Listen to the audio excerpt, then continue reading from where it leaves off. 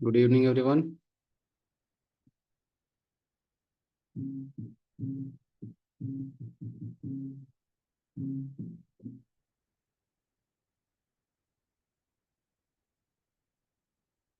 Good evening, sir. Good evening. Just a second, guys.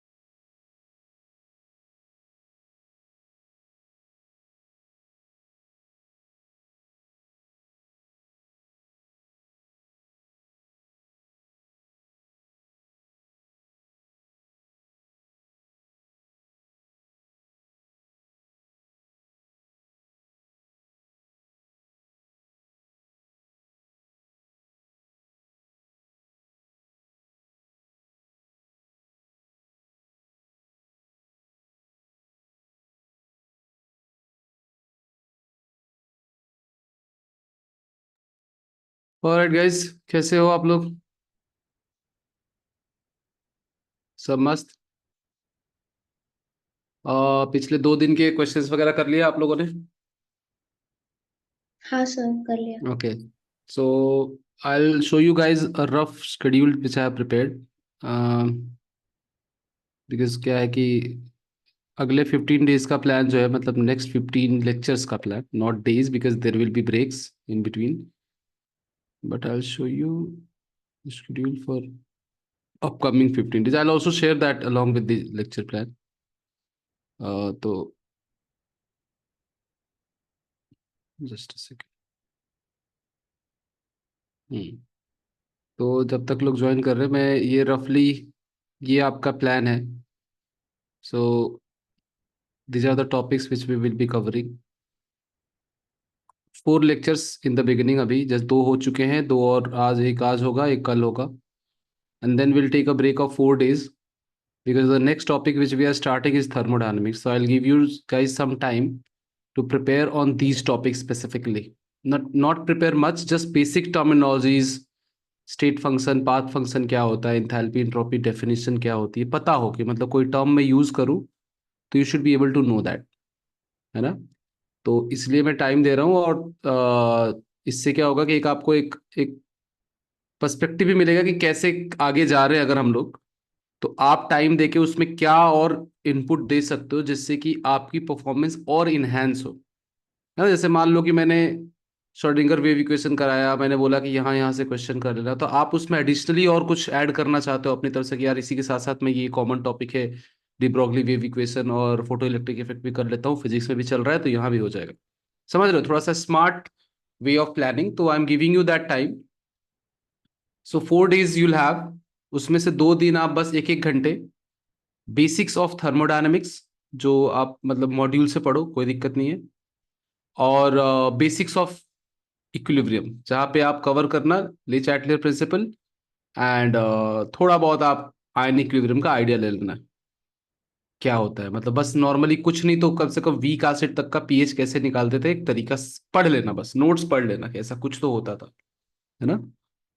ये 2 काम करने हैं, और बाकी आपको खुद सेल्फ प्लानिंग कि इस प्लान के पैरेलल आप एक महीने में और क्या ऐड ऑन करना चाहोगे, मे बी इन फिजिक्स करना चाहो, मैथ्स करना चाहो, जैसे भी अपने को ओवरऑल मार्क्स इंप्रूव करना है। आई एम नॉट सेइंग कि आप केमिस्ट्री में ही कुछ और ऐड ऑन करो, किसी भी सब्जेक्ट का एक पैरेलल प्लान ऐसा ही बनाओ, ठीक है।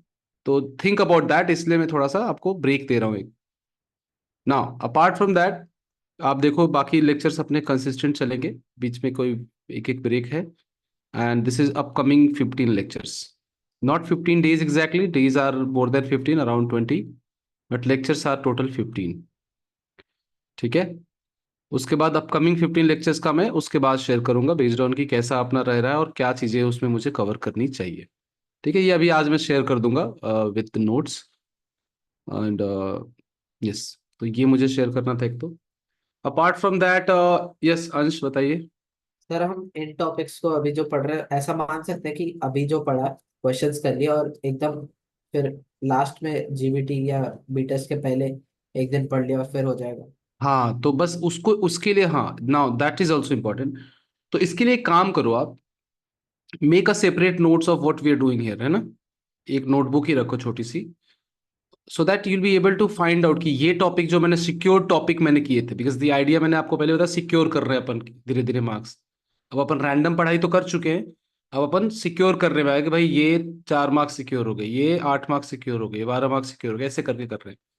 तो इसकी एक अलग नोट्स बनाओ, और उस नोट्स में आप ऐड सब्ट्रैक्ट कर सकते हो ऑफ कोर्स अपने हिसाब से थोड़े बहुत कंटेंट, ऐसा नहीं है।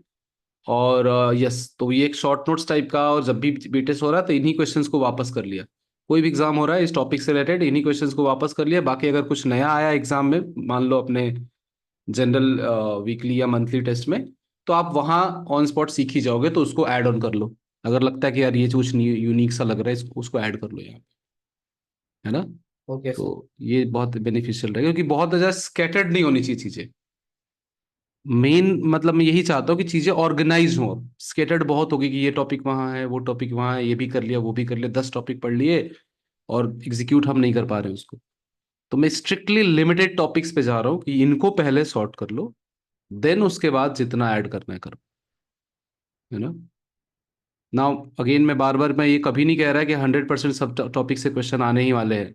बट हाँ, मैंने अपने हिसाब से, अपने एक्सपीरियंस के हिसाब से जो सबसे प्रोबेबल टॉपिक्स हैं, based on the previous data, जो आप भी क्वेश्चन करते होगे तो आपको मिलते होंगे इन टॉपिक के क्वेश्चंस। तो 2 क्राइटेरिया मैंने रखा है, 3 बेसिकली। एक तो क्राइटेरिया ये कि क्वेश्चंस आते हैं कॉमनली उस टॉपिक से। दूसरा क्राइटेरिया कि आते हैं और इजी क्वेश्चंस आते हैं। और तीसरा क्राइटेरिया कि मतलब देखने में ट्रिकी लगते हैं, लेकिन if you start thinking beyond that तो उसको सिक्योर किया जा सकता है ना। तो most probable, easier ones and scoring ones, ऐसा वाला। तो ये 3 क्राइटेरिया मैंने रखा है। बाकी धीरे धीरे और भी प्लान्स हैं मेरे पास आप लोगों के लिए। जैसे कि for example I have a plan कि मैं आपको पूरा डेटा दिखाऊंगा कि पिछले कुछ साल में जेई के पैटर्न में कितने, मतलब अब लेवल ऑफ प्रॉब्लम्स को अगर हम टारगेट करें कि भाई टफ क्वेश्चंस कितने आए हैं, डिफिकल्ट क्वेश्चंस कितने आए हैं, हाईली डिफिकल्ट क्वेश्चंस कितने आए, तो उसका क्या सीक्वेंस रहे, क्या मतलब उसका परसेंटेज कंट्रीब्यूशन है। So that you are secured कि मैं आपके मन से वो एक डर हटाना चाहता हूँ कि होता है ना कि एक डिफिकल्ट टॉपिक पे जाके आप स्ट्रक हो जाते हो। बहुत बच्चे हैं ऐसे कि मान लो जैसे कि मैंने कुछ बोला कि भाई यार ये देखो ये डिफिकल्ट सा ग्राफ है। अब मान लो उनको समझ में आया तो अच्छी बात है, नहीं समझ में आया तो वो उनका दिमाग वही स्ट्रक रहता है कि यार शायद यही नहीं समझ में आ रहा है, इसीलिए पूरी यही कृपा रुकी हुई है मेरी। तो वो चीजों को अवॉइड करने के लिए कि because there are more than 70 to 80% question which lie between easy to moderate. Moderate भी बहुत कम होते हैं, 50% एकदम इजी वाले क्वेश्चन होते हैं, डायरेक्ट टू द पॉइंट, है ना। 30% मॉडरेट पे, 20% क्वेश्चन कभी कभी, वो भी 20 से 10%, मतलब मैं 20% भी ज्यादा बोल रहा हूँ, आएगा टफ। तो वो डेटा भी मैं आपको दिखाऊंगा, just to give you a confidence. ठीक है, no we haven't started yet, will start now. Right, so that was the discussion. तो थोड़ा सा आप प्रिपेयर रहो, और थोड़ा सा मैं बार बार यही मोटिवेट कर रहा हूँ कि थोड़ा सा मतलब मोटिवेटेड भी रहो कि भाई मुझे करना है, और इस प्लान के साथ और एडिशनली दूसरे सब्जेक्ट दूसरे टॉपिक्स भी कवर करके और बढ़िया करना है, मतलब ना। चलो स्टार्ट करते हैं हम अपना आज का प्लान, आज का लेक्चर। एंड देन कोई भी डाउट हो आपको लेक्चर से रिलेटेड, आप अभी पूछो। कोई भी डाउट हो आपको एडिशनल, आप क्लास में जब भी मैं आता हूँ आपके रेगुलर लेक्चर्स में, आप वहाँ आराम से बैठे पूछो, कोई दिक्कत नहीं है। और हाँ जी। कल जो आप एमओटी का रिवीजन ले रहे थे उसमें आपने 2-3 क्वेश्चंस बोले थे ना खुद से करने के लिए। हम्म। उसमें एक डाउट था। क्या डाउट था बताइए, कौन सा तो क्वेश्चन था। अभी बताओगे क्या? ठीक है, आप आराम से लेक्चर के बाद कर लेते उसको ना। ठीक है। ठीक है, लेक्चर के बाद कर लेते। ऑलराइट, सो बिकॉज मैं चाहता हूँ कि जो लोग आते हैं सिर्फ लेक्चर के लिए कि रिवीजन हो जाए और वो चला जाना चाहते हैं तो वो चले जाएं आके, मतलब उनका काम हो जाए, है ना। नाउ देखो, wave mechanical model is again one of the important and ऐसा टॉपिक जिससे आप 100% मार्क्स सिक्योर कर सकते हो। कुछ डिफिकल्ट इसमें नहीं आ सकता अगर आप सिंपल चीजों को सॉर्ट कर लो कि ये ऐसे ऐसे करना होता है, जैसे हमने कल एमओटी का किया था। ठीक है, देखो यार, इसमें सबसे पहले मैं आपको ओवरव्यू देता हूँ, जैसे अपन ने कल किया था कि इसमें क्वेश्चंस कहाँ कहाँ के और कैसे कैसे आते हैं। तो सबसे पहला टॉपिक जो इसमें क्वेश्चंस आते हैं वो क्वांटम नंबर से रिलेटेड आते हैं, है ना। क्वांटम नंबर के आपने क्वेश्चंस देखे होंगे। क्वांटम नंबर में क्या पूछ सकते हैं आपको? क्वांटम नंबर में आपसे पूछा जा सकता है करेक्ट एनर्जी ऑर्डर और उसके इर्द गिर्द, मतलब ऐसा नहीं कि डायरेक्टली हमेशा यही पूछेंगे, लेकिन हाँ अपन देखेंगे ज्यादातर ऐसा होता है करेक्ट एनर्जी ऑर्डर, इनकरेक्ट या correct set of quantum numbers, आपने देखे होंगे ऐसे क्वेश्चंस।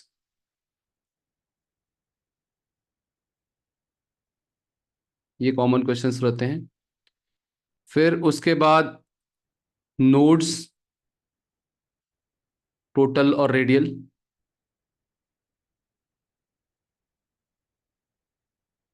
टोटल या रेडियल या एंगुलर भी, मतलब तीनों तरह के नोड्स। और आप इसमें क्वेश्चन एक्सपेक्ट कर सकते हो ग्राफ्स के, प्रोबेबिलिटी डिस्ट्रीब्यूशन।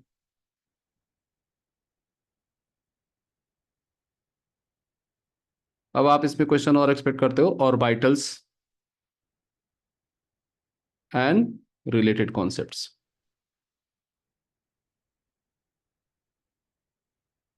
और लास्ट में मैं ऐड कर देता हूँ, हालांकि ये बहुत सारा कर चुके हैं आप, मैग्नेटिक मोमेंट के क्वेश्चन आते हैं, orbital angular momentum, angular momentum. ये टॉपिक्स आप लोग लिखा करो, है ना, ताकि ध्यान रहे कि इतने तरह के क्वेश्चंस तो करके ही जाना है, क्योंकि ये तो कॉमन टॉपिक्स हैं, इनसे तो क्वेश्चंस आते ही हैं। सो एंगुलर मोमेंटम के क्वेश्चंस आते हैं इस पे। और उसके बाद मैग्नेटिक मोमेंट के तो आप कर ही लोगे अनपेयर्ड इलेक्ट्रॉन वगैरह से, तो मैग्नेटिक मोमेंट के ज़्यादा से ज़्यादा आ सकते हैं, वो ज़्यादातर वैसे बोर मॉडल में भी आएगा, तो ठीक है ना। एक और बेनिफिट है, अभी मैं आपको एक और, मैं टॉपिक चूज करने का मेन रीज़न ये भी है कि अभी आपके फिजिक्स में भी मॉडर्न फिजिक्स चल रहा है शायद, राइट। और उसमें बोर मॉडल और डिब्रोगली वगैरह तक करते हो आप लोग। उसमें श्रोडिंगर वेव इक्वेशन शायद नहीं है, राइट, एज पर आई नो फिजिक्स के सिलेबस में, आई एम नॉट श्योर। नहीं है वहां पे। नहीं है ना, हमको हाँ। बोला बहुत ही थोड़ा पार्ट आएगा। हाँ, तो ये वाला पार्ट मैं करा दूंगा, इलेक्ट्रॉनिक कॉन्फ़िगरेशन वगैरह वगैरह जो भी है। और जो स्टार्टिंग का पार्ट है वो आप फिजिक्स में कर रहे हो, तो वो भी रिवाइज कर लेना, केमिस्ट्री वाला पार्ट। तो बस हो गया चैप्टर डन, राइट। तो इसलिए मैंने सोचा कि ये चैप्टर अपन पहले लेते हैं।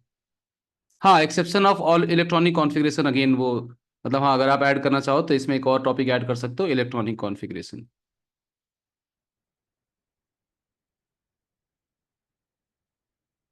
ठीक है, इतने सब टॉपिक से क्वेश्चंस आएंगे, मतलब दिखने में ज्यादा लग रहा है, वैसे है सिंपल ही, एक दो टॉपिक्स ही है देखा जाए तो मेजर। ठीक है, ये आप हर चैप्टर में कोशिश करो लिखने की कि भाई पूछा क्या जाता है। चलो ठीक है, एक्स वाई जी इतने सारे टॉपिक से क्या मेन टॉपिक्स रहे जहां से क्वेश्चन आए। उससे कहता है कि आपको क्लैरिटी मिलती है पढ़ते टाइम की, किस पे कितना टाइम देना है आपको। ठीक है, तो ये क्वेश्चंस आप एक्सपेक्ट करोगे। Now let's move out of the topic. एक दो हो सकता है मैंने मिस कर दिया, अभी क्वेश्चन देखेंगे तो हो जाएगा। आई डोंट थिंक कि मैंने किया है, बट अगर होता है तो देखेंगे अभी। नाउ टॉपिक्स क्या क्या आएंगे इसमें? सबसे पहले quantum numbers, principal quantum number जिसको हम लोग रिप्रेजेंट करते हैं किससे? एन से। एजोमिथल क्वांटम नंबर जिसको हम रिप्रेजेंट करते हैं एल से। मैग्नेटिक क्वांटम नंबर जिसको हम रिप्रेजेंट करते हैं एम से। ठीक है, स्पिन क्वांटम नंबर जिसको हम रिप्रेजेंट तो एस से करते हैं। And at the same time this quantum number is not mathematically derived, is just मतलब theoretical quantum number. Now based on this कुछ मैं चीजें पूछूंगा आपसे जो आपको ऑलरेडी आता है। जैसे पहला है कि maximum number of orbitals in a given orbit क्या होगा?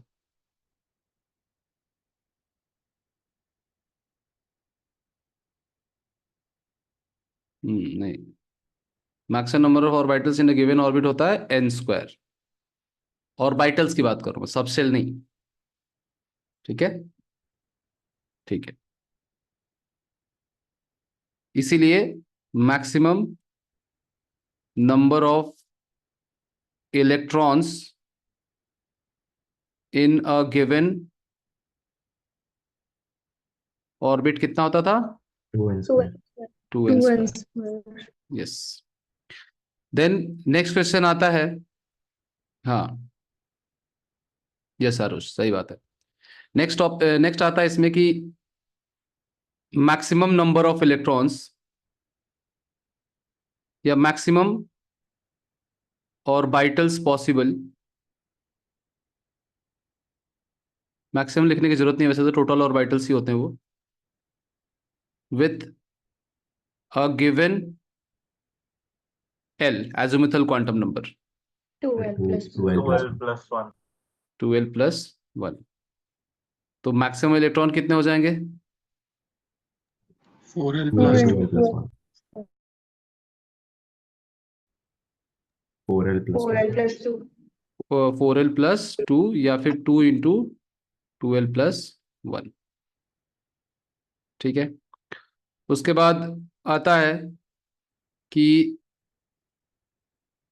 Maximum electrons in a given orbital. ये तो आपको इन अ गिवन ऑर्बिटल 2 हो गया. 2. ध्यान देना, कभी कभी पूछते हैं कि maximum electron in a P orbital, तो अपन फटाक से 6 कर देते हैं. आंसर उसका क्या होता है? 2. इन अ पी ऑर्बिटल मतलब सिंगल पी ऑर्बिटल की बात कर रहे हैं, है ना. पी सबशेल की बात नहीं हो रही. तो लैंग्वेज पे कभी कभी, हालांकि हमेशा क्वेश्चन नहीं आया, बट कभी कभी ध्यान रखना इन पॉइंट्स का कि भाई ये चीज क्या है और इस पे क्या क्वेश्चन बन रहा है. ठीक है. ये हो गया फर्स्ट हाफ. नाउ कुछ एंगुलर मोमेंटम्स हैं. ये तो बोर मॉडल में ही पढ़ा था अपन ने. Orbit angular momentum. Angular momentum of electron in any orbit is nh/2 pi. Angular momentum of electron in an orbital. ठीक है. और ये ऑर्बिटल में है ना, ऑर्बिटल का एंगुलर मोमेंटम है ये. That is h/2 pi l into l plus 1. और बहुत सारी बुक में आपने देखा होगा कि h/2 pi को ऐसे h बार भी लिखा जाता है ऐसे. ठीक है. और स्पिन एंगुलर मोमेंटम क्या होता है? h/2 pi s into s plus 1, where s is क्या है? स्पिन. और Spin. स्पिन क्वांटम नंबर नहीं है, ये स्पिन का मैग्नीट्यूड है ये. That is equal to half into number of unpaired electrons. मतलब मल्टीप्लिसिटी ना. हाँ, मल्टीप्लिसिटी. यस. ठीक है. तो ये याद रखना आपको. मतलब एस जो है यहाँ पे वो स्पिन क्वांटम नंबर नहीं है, क्योंकि तो प्लस हाफ और माइनस हाफ ही होता है. तो क्या रखोगे? तो वो मल्टीप्लाई करके कि number of electrons with same spin का टोटल सम. राइट. सो ये हो गया स्पिन एंगुलर मोमेंटम का काम खत्म. ना मूविंग ऑन. फॉर्मूला और की कॉन्सेप्ट हो गए अगर, तो सिंपली मैं आपसे क्वेश्चन पूछता हूं कि n is equal to 3, l is equal to 2 और m इज इक्वल टू -1. बताओ कौन सा ऑर्बिटल होगा ये?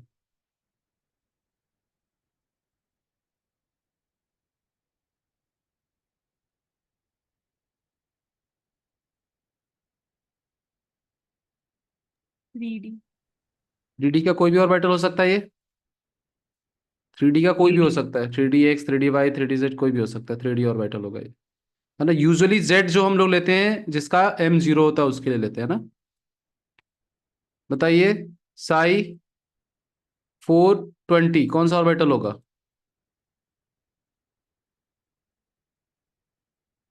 सर साई के टर्म्स में कैसे इंटरप्रेट करता है? पर ये बता. पढ़ा नहीं कभी. हाँ बताता हूँ. तो साई के टर्म्स में कुछ नहीं होता है. साई NLM. अच्छा. ठीक है. यस अनन्या, सही है. तो क्या हो जाएगा ये? 4d. 4D. 4dz. हाँ. जेड हमेशा m0 is usually bye convention is taken for Z orbital. Sai 300. Sir वो ds. डी वाला नहीं Yes. समझा. मतलब इसमें 4 DZ ही क्यों लिया? देखो आप ध्यान दो कि m is equal magnetic quantum number 0 is usually taken for orbitals along z axis. ठीक है, बाई कन्वेंशन। इसका भी लॉजिक है, बट अभी उस लॉजिक में अपन नहीं जाते हैं ना। आप लोगों ने स्टार्क इफेक्ट या जीमन इफेक्ट ये सब टॉपिक पढ़े हैं क्या?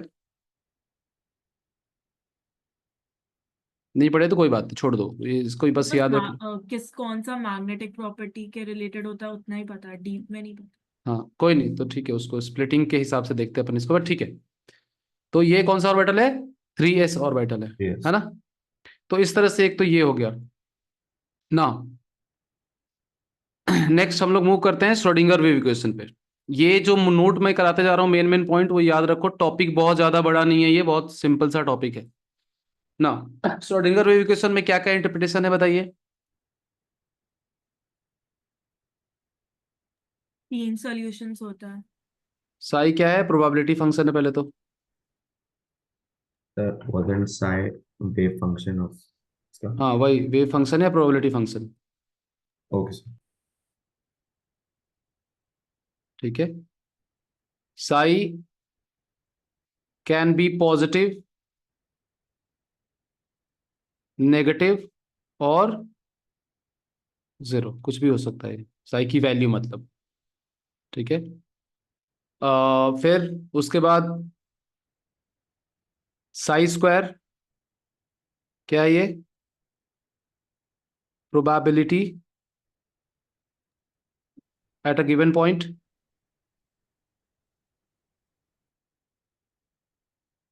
ये क्या हो सकता है? मैक्सिमम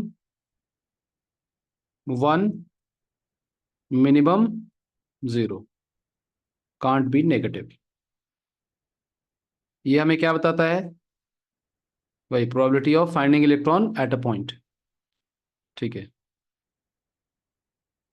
साई स्क्वायर 4πr² क्या बताता हमें?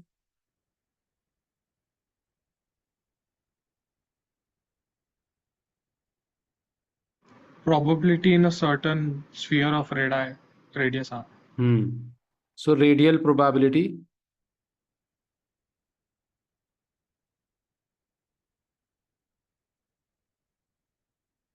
Eight r, distance r from centre. Total radial probability कितनी है, मतलब टोटल प्रोबेबिलिटी कितने इलेक्ट्रॉन के वहां मिलने की। ठीक है ना, ये कब कब जीरो होगा? सर हाँ जी, ये रेडियस मतलब r पे मिलने की प्रोबेबिलिटी है या r के अंदर जो एनक्लोज स्पेस है वहां मिलने की प्रोबेबिलिटी? ये वाली। हाँ हाँ। देखो आर के अंदर इनक्लोज स्पेस में मिलने की प्रोबेबिलिटी है अगर पूरा देखते हो तो, मतलब लेकिन ओके। जैसे जहां जहां नोड आते जाएगा उसके बाद वो उस रीजन को रिप्रेजेंट करता है, नोड के बाद वाली जो डिस्ट्रीब्यूशन है वो नोड के बाद वाले रीजन को रिप्रेजेंट करता है ओके। ना। ना या ध्यान दो कि this is 0 when psi square is 0 and this is 0 when r is 0। ये दोनों वैल्यू पे 0 होता है, इसीलिए सबका ग्राफ 0 से स्टार्ट होता है, चाहे एस ऑर्बिटल हो या पी ऑर्बिटल हो, सबका स्टार्ट ओरिजिन से ही होता है। बाकी आपने देखा होगा कि नॉर्मल साई स्क्वायर की वैल्यू सबका ओरिजिन से स्टार्ट नहीं होता है। अगर ग्राफ थोड़ा बहुत याद आ रहा है आपको तो, नहीं तो मैं कराऊंगा आज ग्राफ डाउन पर। ठीक है ना, यहां तक कि कंफ्यूजन में कोई प्रीवियस डाउट, कोई कोई क्लैरिटी चाहिए तो बता दो। सर आप ये साई स्क्वायर 4πr² वाला पॉइंट एक बार रिपीट कर सकते हैं? हाँ, साई स्क्वायर 4πr² क्या है कि जैसे एक स्फेयर बनाओ आप ऐसे, और उसमें एक छोटा सा ऐसा सेगमेंट कट करो, है ना।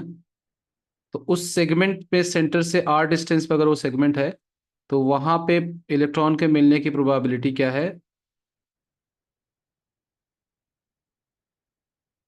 ये। ओके ठीक सर। है, वो है ये 4πr²। इसीलिए हम लोग वॉल्यूम नहीं लेके एरिया लेते हैं उस रीजन का, ऐसे वहां पे मिलने की प्रोबेबिलिटी क्या ओके सर। है ना। नोड्स एंड ग्राफ्स, नोड्स कितने होते हैं भाई? n-1 दो होते हैं, angular and radial node. Radial node क्या होता है, n-l-1, और एंगुलर नोड क्या होता है, l। Total nodes n-1। n-1। ठीक है, ना ध्यान दो, एंगुलर नोड पहचानने का सिंपल तरीका है कि कितने होंगे, तो कितनी बार एंगुलरली मूव करने पे हमारा एक लाइन के लॉन्ग। रेडियल नोड तो सब पहचान लेते हैं, बट कभी सोचा आपने कि p ऑर्बिटल में एंगुलर नोड 1 क्यों है? Why angular node is equal to l? एक बार से कट कर सकता है। तो एंगुलर नोड ऐसे डिफाइंड है कि मान लो कोई ऑर्बिटल है, उसके सेंटर से एक लाइन आप पास करते हो, ठीक है, समझना इसको ध्यान से। एंगुलर नोड क्या डिफाइंड है कि एक लाइन है, उसके सेंटर, सॉरी, एक ऑर्बिटल है, उसके सेंटर से आप एक लाइन क्रॉस करते हो, और इस लाइन को अगर हम रोटेट करें तो कितनी बार ऐसे एंगल्स आएंगे जब उस लाइन के long probability of finding electron zero होगा। तो p ऑर्बिटल में देखो एक बार आता है यहां पे, है ना,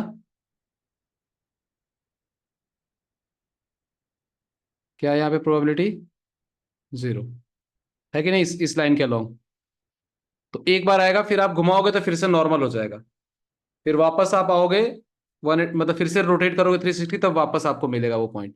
सो एक बार रोटेशन पे अगर मिलता है तो एंगुलर नोड इसलिए 1 हो गया, और इसका l भी 1 होता है। वैसे अगर आप d ऑर्बिटल बनाते हो मान, तो d ऑर्बिटल में वैसे ही एक लाइन बनाओ ऐसे, और इस लाइन को रोटेट करना स्टार्ट करो, तो दो ऐसे पॉइंट्स आएंगे। एक आएगा यहां पे जब एंगुलर नोड 0 होगा, मतलब एंगुलर नोड मिलेगा आपको, और एक बार फिर से जब रोटेट करते हुए और आगे बढ़ोगे तो फिर आपको एक बार यहां पे मिलेगा। तो इस एंगल से 45 पे, देन अनदर 45 पे, तो इसलिए इस पे एंगुलर नोड कितने हो गए, 2। 2, True. है ना। तो you can visualise as well कि भाई कितने एंगुलर नोड कैसे हैं। एस में कभी मिलेगा ही नहीं, क्योंकि एक एस स्फेरिकल है। तो एस स्फेरिकल है अगर, तो आप कहीं से भी पास करो, हमेशा कुछ ना कुछ प्रोबेबिलिटी रहेगी ही रहेगी, आप कहीं से भी पास करो line, there will always be some probability of finding electron. तो एंगुलर नोड इसमें है ही नहीं, ठीक है। सर ये ट्रिक दे रहे हो या ऐसे डिफाइन किया हुआ है? नहीं, यही डिफाइंड, यही है ट्रिक, नहीं यही तो डिफाइंड है कि एंगुलरली मूव करने पे कोई ऐसी जगह मिल रही है कि जहां probability of finding electron zero है, अच्छा, ओके, राइट। अब हाँ, वो इसी से तो पता चला ना कि जैसे श्रोडिंगर वेव इक्वेशन को सॉल्व करो, और अगर थीटा के दो सॉल्यूशन आते हैं मतलब एंगुलर नोड दो है, आर के दो सॉल्यूशन आते हैं मतलब रेडियल नोड दो है।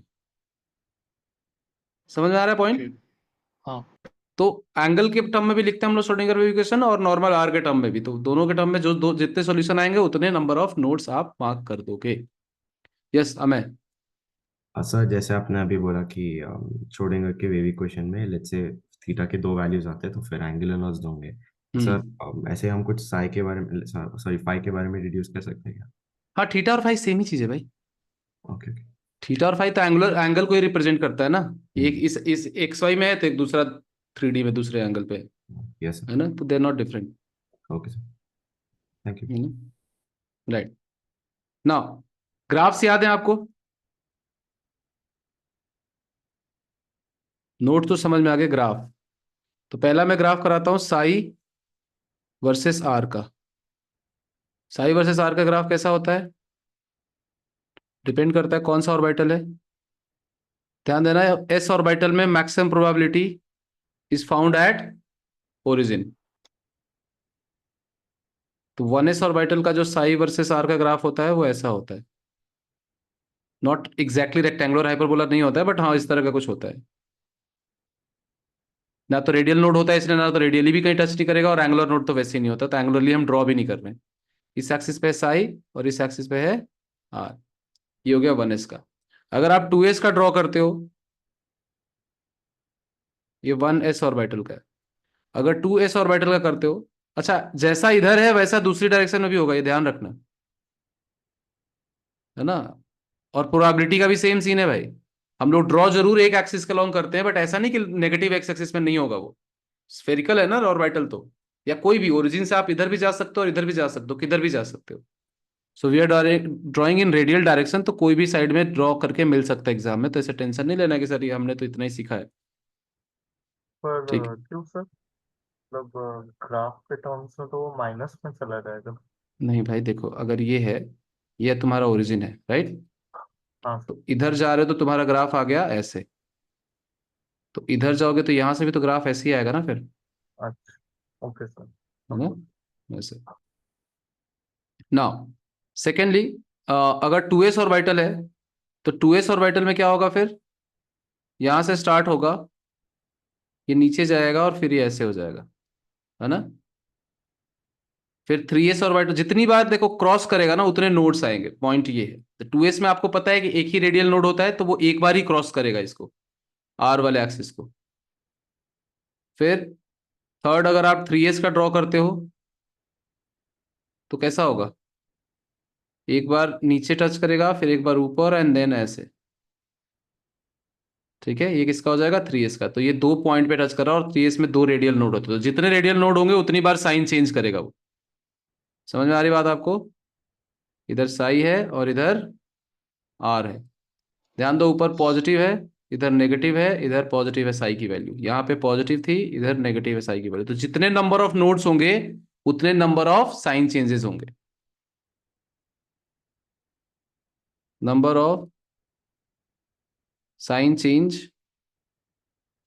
Is equal to number of nodes.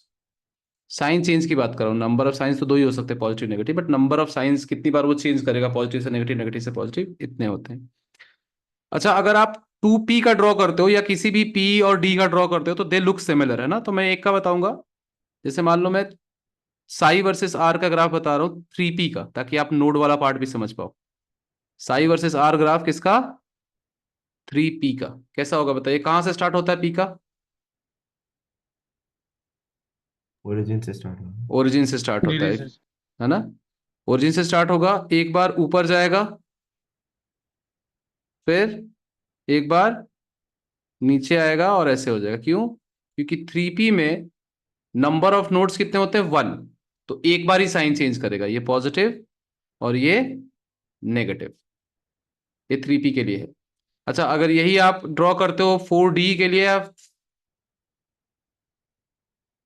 तो कैसा होगा? तो उसके लिए भी ग्राफ ओरिजिन से स्टार्ट होगा। हाँ, या 5d कर देता हूं मैं थोड़ा, जस्ट टू डिफ्रेंशिएट, है ना? आप बस लॉजिक समझो यार, कि ये मैंने ऊपर लिख दिया पॉइंट, कि जितनी बार होगा ध्यान क्या रखना है कि s starts with top, p d and f start with origin. कौन सा ग्राफ? साई वर्सेस आर का ग्राफ है, लेकिन अगर साई स्क्वायर का होगा तब भी सेम होगा, राइट? तो मैं यहाँ पे 5d का ग्राफ ड्रॉ कर रहा हूँ जस्ट टू डिफ्रेंशिएट। तो 5d में रेडियल नोड्स कितने होंगे? 2 रेडियल नोड्स होंगे 2, तो 2 बार साइन चेंज करेगा। तो एक बार हुआ, मान लो ये हुआ पॉजिटिव, फिर होगा नेगेटिव, फिर होगा पॉजिटिव, एंड देन एसिम्प्टोट बन जाएगा। ध्यान देना, डिक्रीजिंग लोब्स होती हैं, है ना? लोब की साइज डिक्रीज होती है as we go away from the centre और ओरिजिन। ठीक है, और ऐसा सिंपल लेफ्ट साइड में भी बना सकता है ये। क्या ये क्लियर है या इसमें कुछ क्लैरिटी चाहिए आपको? बताइए। सर पहले वाले 1s के ग्राफ में वो पॉजिटिव नेगेटिव का चक्कर समझाओगे एक बार? पहले वाले 1s में तो कुछ होगा ही नहीं ना, क्योंकि वो साइन चेंज करेगा ही नहीं, क्योंकि उसमें रेडियल नोड ही नहीं है। नहीं नहीं, आपने दोनों साइड पे ड्रॉ किया है। सबके लिए पॉसिबल है दोनों साइड में, मैंने यही बताया। भाई तुम अगर ओरिजिन से स्टार्ट करते हो, तुम लेट्स अज्यूम कि तुम ओरिजिन किसको मानते हो? न्यूक्लियस को। हाँ। तो न्यूक्लियस से तुम इधर भी जा सकते हो और उधर भी जा सकते हो, तुम किसी भी डायरेक्शन में जा सकते हो। तो मैंने सिर्फ इसलिए बताया कि ग्राफ अगर ऐसा दिया हो तो कंफ्यूज नहीं होना है कि ऐसा कैसे दे दिया ग्राफ ये। अगर दिस इज ठीक योर है।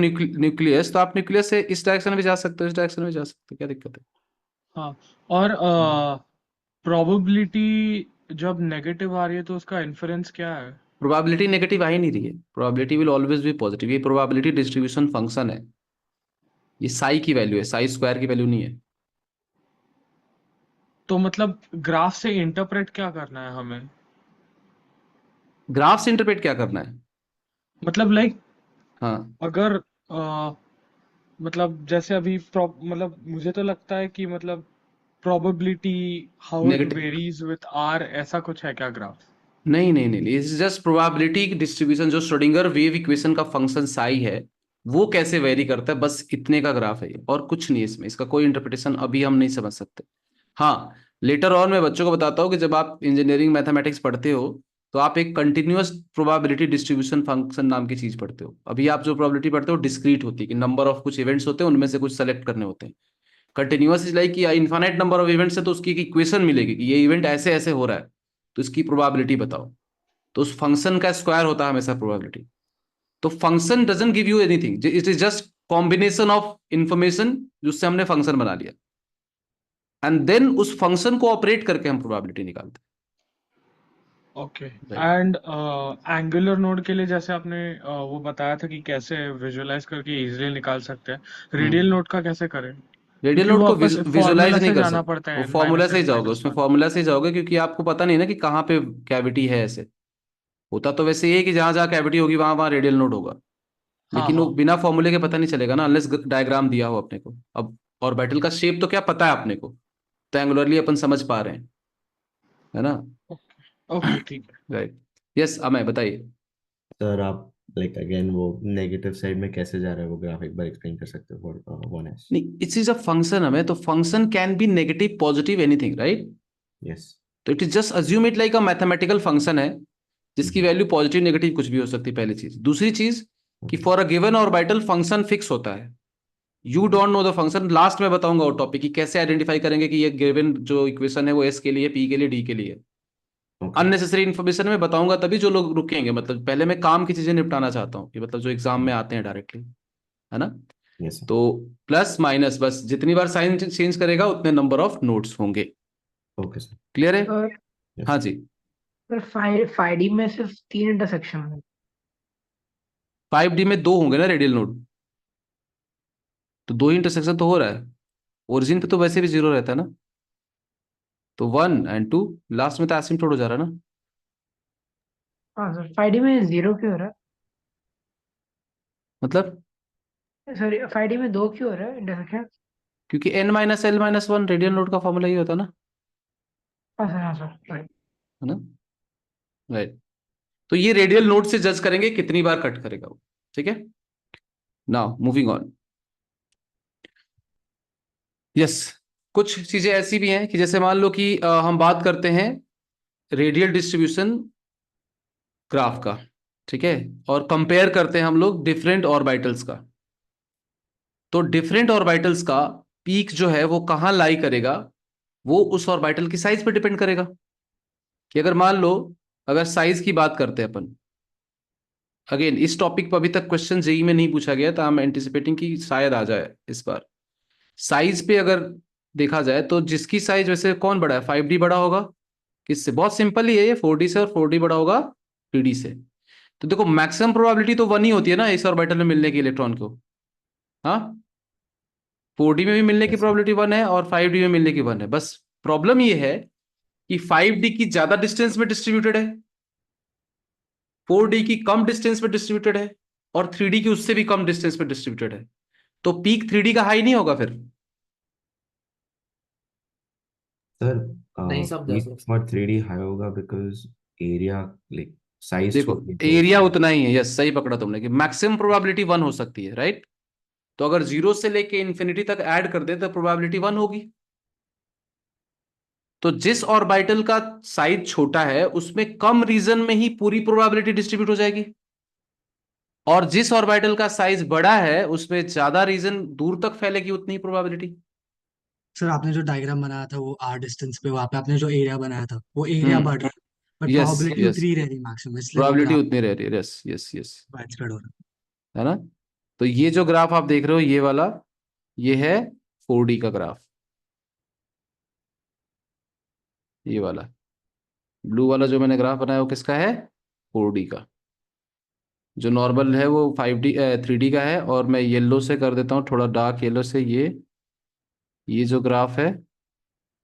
अच्छा, मैंने थोड़ा अचानक से गियर चेंज कर लिया, अचानक से मैं साई स्क्वायर का ग्राफ डिस्कस करने लगा, है ना, तो बहुत सारे लोग कंफ्यूज भी हो गए कि ये कौन सा ग्राफ आ गया अचानक से। So be I will give you an overview. इसी को अगर हम स्क्वायर कर दें, हर ग्राफ को ध्यान से देखो, अगर हम हर ग्राफ को स्क्वायर कर दें यहाँ पे, तो हमें सिर्फ वाई वाले एक्सिस की वैल्यू को स्क्वायर करना है, कीपिंग एक्स का वैल्यू सेम। तो क्या होगा अगर साई स्क्वायर का ग्राफ कोई आपसे पूछे, जैसे मान लो यहाँ साइड में मैं कराता हूँ, psi square versus r, psi square versus r for 3p and 5d का कोई आपसे पूछता है, ठीक है। तो देखो ये ग्राफ दिख रहा है आपको, ये 3p का था और ये 5d का था। क्या करना है, इसको स्क्वायर कर देना है। कौन से एक्सिस के लॉन्ग, y की वैल्यू के लॉन्ग, मतलब x के सेम वैल्यू के लिए y की वैल्यू उसका स्क्वायर हो जाएगी, ये होगा ना। तो क्या इससे होगा, इससे इसका एम्पलीट्यूड बढ़ जाएगा, पीक बढ़ जाएगा, और दूसरा जो नेगेटिव वाला टर्म होगा वो भी पॉजिटिव हो जाएगा। तो अगर ऐसा ध्यान में रखे तो आप बताना, मुझे नहीं समझ में आया तो बता देना, कि अगर मैं साई स्क्वायर वर्सेस आर का ग्राफ, आप लोग अब तो आप लोग यार, पहले जब आपने पहली बार सीखा था तो ग्राफ भले यूनिक चीज होगी आप लोग के लिए, है ना, लेकिन अब तो ग्राफ भी अच्छे से समझते हो आप लोग। तो साई स्क्वायर वर्सेस आर का ग्राफ अगर आप बनाओ 3p ऑर्बिटल के लिए, तो कितने रेडियल नोड होंगे, एक वन। होगा। एक होगा। तो एक बार ये ऊपर जाएगा और एक बार ये यहाँ पे टच करेगा जब प्रोबेबिलिटी 0 हो जाएगी, एंड देन वापस से एक बार ऊपर जाएगा, एंड देन आसिम्प्टोट हो जाएगा जैसे, ठीक है। ये साई स्क्वायर हमेशा पॉजिटिव रहेगा, क्योंकि नेगेटिव का स्क्वायर भी पॉजिटिव होता है। नंबर ऑफ कितनी बार वो कट करेगा एक्स एक्सिस को, वो डिपेंड करता है कितने नंबर ऑफ रेडियल नोड्स हैं उसमें, ठीक है। नाउ ध्यान देना कि ये जो लोब साइज होती है वो डिक्रीजिंग होती है। लोब की जो साइज आपको दिख रही है अभी, पीक जो ये जो डोम साइज है, ये इसका साइज क्या होता है, डिक्रीजिंग होगा, अगर ये साई स्क्वायर वर्सेस आर का ग्राफ है। ये इंपॉर्टेंट पॉइंट्स जो है मार्क करते रहो, ये इंपॉर्टेंट पॉइंट्स हैं जो अपने को डिसाइड करने में हेल्प करेंगे क्वेश्चन में, ठीक है। लोब साइज डिक्रीजिंग होता है। अच्छा फटाफट से यही ग्राफ अगर हम 5d का ड्रॉ करें, है ना, साइज थोड़ा छोटा ही बना लो, कोई दिक्कत नहीं है। क्या, साई स्क्वायर वर्सेस आर का ग्राफ बनाना हमें 5d के लिए, तो कितने नोड्स होंगे बताइए, two, दो। 2 नोड्स होंगे। तो ये 2 बार टच करेगा, तो पहला अगर इतना बड़ा है तो दूसरा इससे थोड़ा छोटा होगा, और तीसरा उससे भी छोटा होगा, and then it will become asymptote. ये किसका हो सर जाएगा, peaks in respective like graph cannot, मतलब उनके बीच में कोई रिलेशन ऐसे अभी एस्टैब्लिश नहीं कर सकता ना। नहीं हाँ वो अभी हम नहीं कर रहे, अभी किसका पीक कितना बड़ा होगा वो सब मत करो, उतना ज्यादा कॉम्प्लिकेटेड करना भी नहीं अपने को ना। ओके। कर सकते हैं लेकिन अभी उसमें दिमाग नहीं लगाते, पर किया जा सकता है, it's possible, it's not very difficult, but अभी नहीं लगाना दिमाग, ठीक है। ये क्लियर हो गया, साई स्क्वायर का ग्राफ ड्रॉ कर लोगे। साई वर्सेस आर का ग्राफ ड्रॉ करने का तरीका मैंने आपको बता दिया है, कि आपको ग्राफ अगर एस ऑर्बिटल का है तो एस ऑर्बिटल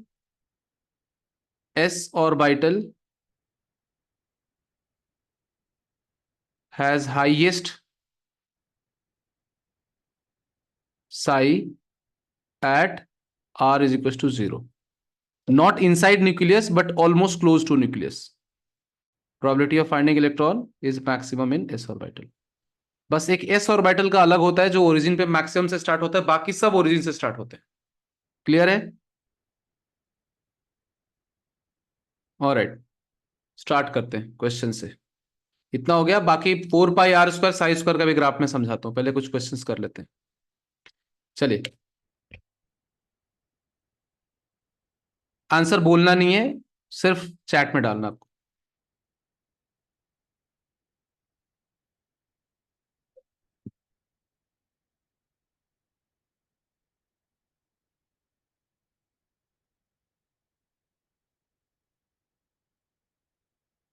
सिद्धांत साई स्क्वायर का ग्राफ है, ध्यान से पढ़ो, ध्यान से पढ़ो, कृष्णा ध्यान से पढ़ो।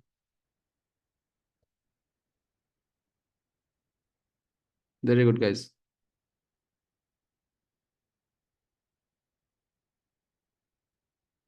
बहुत अच्छे। Alright, so most of you have got the idea कि 2s के लिए ड्रॉ करना है। तो देखो यार, गलत ग्राफ पहले एलिमिनेट कर दो, साई स्क्वायर कभी नेगेटिव नहीं हो सकता, तो ये तो नहीं हो सकता है, ठीक है। 2s में रेडियल नोड कितने होते हैं, एक होता है। एक होता। तो रेडियल नोड 1 है। तो भाई बाकी ग्राफ वैसे ही गलत है, शेप वेप तो गया, छोड़ दो उसको, तो शेप को तो दिमाग ही मत लगाओ। बाकी ग्राफ वैसे ही गलत है क्योंकि इसमें रेडियल नोड रिप्रेजेंट ही नहीं किया है। इसमें रेडियल नोड कितना है, जीरो। 0 है, और इसमें रेडियल नोड कितना है, दो। 2 है। जबकि s ऑर्बिटल में रेडियल नोड कितना होता है, 2s में 1। कैसे पता चला, n minus l minus 1। s के लिए l की वैल्यू, अच्छा l की वैल्यूज पता तो है ना सबको भाई, हाँ हाँ सर। सर। s के लिए 0, p के लिए 1, d के लिए 2, ऐसे करके। हाँ, तो n माइनस l माइनस 1 हमें देखना है, जितने नंबर आएगा उतनी बार ग्राफ टच करना चाहिए, और नेगेटिव नहीं होगा अगर वो साई स्क्वायर का ग्राफ होता है। तो एक ही सही ऑप्शन है, ठीक है। चलिए, वेरी गुड, तो ये करेक्ट है, दिस इज करेक्ट। चलो रेडी हो जाओ भाई, एकदम रैपिड फायर चलेगा अब अपना।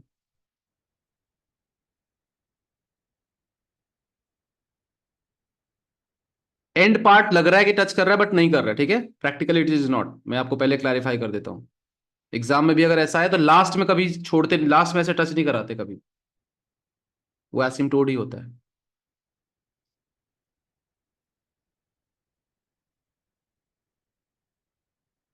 आरुषि आपका सही है, सही है, सही है, सही है। नील, प्रज्ञेश सही, John very good, Amay, Tanishka, Arushi, Siddhant, फिर तुमने गलत ऑप्शन सेलेक्ट किया है। लास्ट वाला इज एसिम्प्टोट।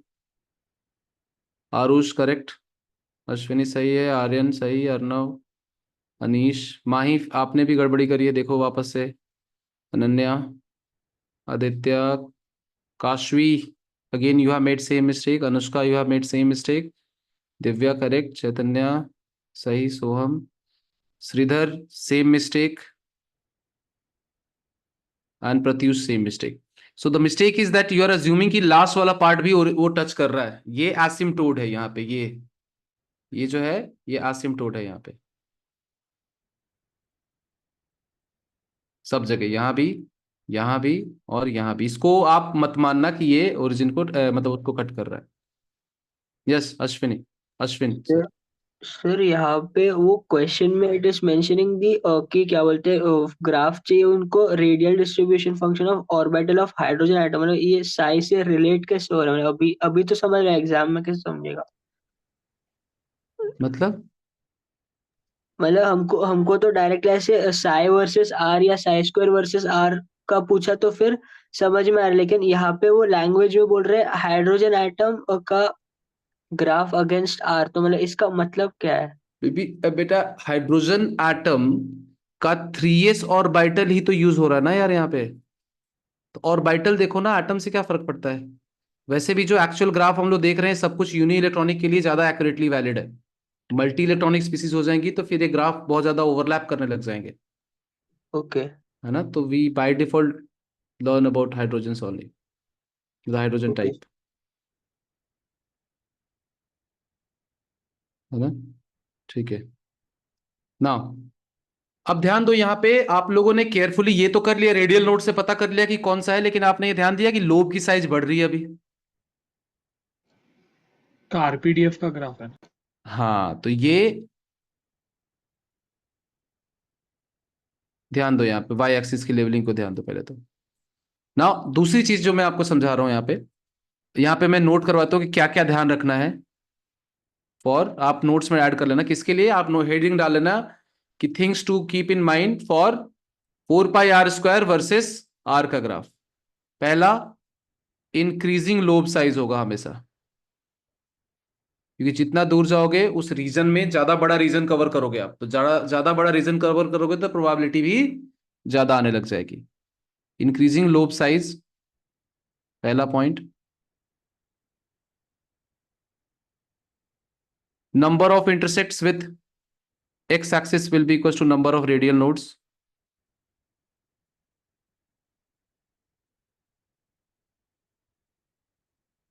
x एक्सिस बोल लो या r एक्सिस बोल लो, मतलब जहां पे r वाला है is equal to number of radial nodes and for all the orbitals it starts with origin, चाहे वो s ऑर्बिटल हो, क्योंकि r जीरो होगा तो वैसे जीरो हो जाएगा ना वो। तो थर्ड पॉइंट क्या है, फॉर ऑल ऑर्बिटल्स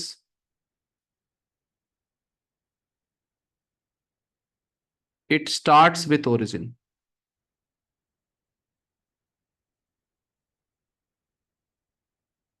सर वो एस ऑर्बिटल, अच्छा ये साई स्क्वायर का है। साई स्क्वायर इंटू आर भी है इस पे फंक्शन, वाई एक्सिस पे आर भी है, तो आर जीरो होगा तब भी तो जीरो होगा ना। ये मैंने लिखवाया भी था अभी स्टार्टिंग में कि यस 2 सर। बार जीरो होता है ये, जब आर जीरो होता है तब, और जब साई जीरो होता है तब। चलिए नाउ एक श्रोडिंगर वेव इक्वेशन दी गई है और आपसे पूछा जा रहा है कि रेडियल नोड पूछा जा रहा है बेसिकली, तो रेडियल लास्ट नोड इन वाले का टर्म्स ऑफ, आंसर क्या था? हाँ लास्ट वाले का आंसर, अच्छा सॉरी ये तो पता नहीं बोल, डी है इसका आंसर। स्टार्ट्स विथ ओरिजिन, सबसे पहले पता करो 3s ऑर्बिटल है, तो 3s में नंबर ऑफ नोड्स कितने होंगे? 2 होंगे। तो नोड्स विल बी 2, मतलब 2 बार टच करेगा। ये कितने, इसमें नोड कितने दिख रहे हैं? एक। इसमें हाँ इसमें नोड 1 है, पहले वाले में 0 है, तो बस एक ही ऑप्शन है जिसमें नोड 2 है, तो सारे पॉइंट्स चेक करने की जरूरत भी नहीं थी आपको, बट फिर भी मैंने बताया क्योंकि वो किसी और में काम आ जाए। इसमें नोड कितना है? 0। इस पे भी नोड कितना है? 0। इसमें नोड है 1 और इसमें नोड है 2। तो जो सर हमने एक्स पढ़ा है, एक्सिस और वाई एक्सिस पे जो डेटा दिया हुआ है वो फालतू का डेटा है ना? हाँ हाँ उस पर दिमाग नहीं लगाना। तो हाँ जी, जो हमें पढ़ाया था तो हमें लिखवाया था कि number of time graph touches x axis equal to number of radial nodes हाँ आरपीडीएफ ग्राफ के लिए। हाँ हाँ, बट अगर इधर रेडियल और एंगुलर तो नहीं नहीं मैं रेडियल नोड ही बोल रहा हूँ। अगर आप रेडियल डायरेक्शन में जा रहे हो तो रेडियल नोड ही होगा ना। नोड में टोटल नोड थोड़ी लिख रहा हूँ मैं, रेडियल नोड ही है ना। आपको सही लिखवाया था, यही हो रहा है, अपन अभी भी यही कर रहे हैं, है ना। नोड्स मतलब मैं लिख रहा हूँ जरूर, but they do represent radial nodes, total nodes नहीं है ये। वो बात अलग है कि एस ऑर्बिटल में रेडियल और टोटल सेम ही होता है, लेकिन हाँ आप रेडियल नोड्स ही काउंट करोगे। लिखा है क्या? लिखा है ना यहाँ पे, नंबर ऑफ रेडियल नोड लिखा तो है ऊपर क्लियरली। ठीक है, चलो। हाँ, अब अब आप लोगों को क्या करना है, फटाफट से क्वेश्चन करने हैं, जल्दी करो। अब आपको स्पीड ऐसी रखनी है कि 15 मिनट में मतलब आप इसके 15 क्वेश्चन करो, फिर बाकी के 10 मिनट अपन उसको कुछ 10 15 20 मिनट जितना भी लगे, डाउट में कोई दिक्कत नहीं है, बट 15 मिनट, नेक्स्ट 15 मिनट्स सटासट क्वेश्चन करने हैं अपने को। Do you remember the concept, how do we do this question? Sir ये कैसे वो करते हैं नहीं आता। एक्सपोनेंशियल टर्म इक्वेट करते थे ना, नहीं, सिंपल है भाई। फिर उसका इक्वेशन बना के ही हम लोग छोटे तो उसके 1/a एक्सपोनेंशियल टर्म्स नॉट को की इक्वेशन पावर बना। आती है। कुछ नहीं, इतना बड़ा इक्वेशन हम सॉल्व कर ही नहीं है नया करना है सिग्मा अपन। वाला चीज होता था उसको जीरो इक्वेट करके भी। बस नोड कहाँ आएगा जब साइज 0 होगा, चाहे वो रेडियल हो या एंगुलर हो, क्या फर्क पड़ता है? साई की वैल्यू क्या लेना आपको? 0 for node and psi is equal to 1 for orbit. और इंटरेस्टिंग चीज मैं बताता हूं बच्चों को हमेशा, कि ऑर्बिट का तुमसे कभी पूछेंगे ही नहीं। क्यों नहीं पूछेंगे? इतनी कॉम्प्लिकेटेड इक्वेशन है, उसमें भी एक इज इक्वल टू 1 करके सॉल्व कर सकते हो क्या तुम? किया है क्या ऐसा? मैथ्स में किया है आप लोगों ने इस तरह का कोई इक्वेशन सॉल्व, क्वाड्रेटिक क्वाड्रेटिक कुछ ऐसा? नहीं। नहीं किया है, तो जो आप नहीं सॉल्व कर ही नहीं सर। सकते मैथमेटिकली, वो आपसे कोई क्यों पूछेगा बताओ? So what they can ask you is radial, सिर्फ और सिर्फ नोड का ही क्वेश्चन आ सकता है इस टॉपिक पे। साइज इक्वल टू 1 का क्वेश्चन तो नहीं आ सकता वैसे सॉल्व करने वाइज। थ्योरेटिकली पूछ सकते साई 1 का क्या इंटरप्रिटेशन। तो साई को 0 से इक्वेट करो, साई को 0 से इक्वेट करोगे तो ये वाला टर्म तो 0 हो नहीं सकता है, तो पूरा कांस्टेंट है, ये कभी 0 हो सकता है क्या? और ये वाला टर्म भी 0 नहीं हो सकता, किसी का पावर कुछ भी रख दो कभी 0 नहीं होगा। तो कितना आसान सा आंसर है भाई इसका, देखो तो, बोलो। तो 2a नॉट हो 2a नॉट हो जाएगा। साई सर एक 2s बार रिपीट कर सकते इज 0 ओनली इफ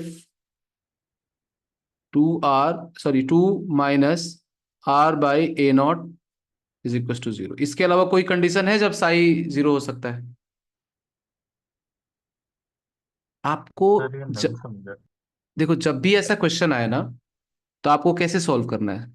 नोड कहाँ होता है जहां पे प्रोबेबिलिटी 0 होती है? हाँ सर। प्रोबेबिलिटी 0 होने का मतलब क्या है? साई की वैल्यू 0 होगी। हाँ सर। नाउ मैथमेटिकली साई की वैल्यू 0 का मतलब क्या है? क्या ये टर्म, ये कांस्टेंट टर्म कभी 0 हो सकता है क्या? बताओ मुझे। नहीं सर। कभी 0 नहीं नहीं। हो सकता। नेगेटिव। और anything to the power anything तो कभी जीरो हो ही नहीं सकता, कुछ भी रख दो, चाहे जीरो भी रख दो तब भी जीरो नहीं होगा, नेगेटिव रख दो तब भी जीरो नहीं होगा, पॉजिटिव रख दो तब भी जीरो नहीं होगा। ठीक है, तो यस सर। साई जीरो तभी होगा जब ये बीच वाला जो एक टर्म है वो जीरो हो जाए। Can't be zero, can't be equal to zero. तो बचा क्या, ये होगा जीरो, तभी साई जीरो होगा। सॉल्व किया, आर की वैल्यू आ गई 2a0, बस खत्म। इससे डिफिकल्ट क्वेश्चन आपने मॉड्यूल में किया है इस टॉपिक पे, क्वाड्रेटिक सॉल्व करके देन उसका भी उसको जीरो से इक्वेट करके देन उसका भी आपने क्वाड्रेटिक सॉल्व किया है सर। राइट, सो ठीक है, कोई बात नहीं, नहीं पता था आप लोग को, बट आगे से ध्यान रखना, जे एडवांस हो मेंस हो, इसके ऊपर कोई क्वेश्चन नहीं बन सकता इस टॉपिक पे तो। यस अमय। सर लाइक ऐसे क्वेश्चन आता है क्या कि they give you equation of, मतलब वेव फंक्शन दे देते हैं और उससे हमें पता करना है कि दैट इज मतलब कौन से स्केलर है, जैसे 2s 3d वैसे करके आ सकता है अभी सर? तक तो नहीं आया लेकिन मैं करवाऊंगा वो लास्ट में। यस। अच्छा ओके सर। ठीक है। Yes thank you. हाँ, चलिए फटाफट अब चलो।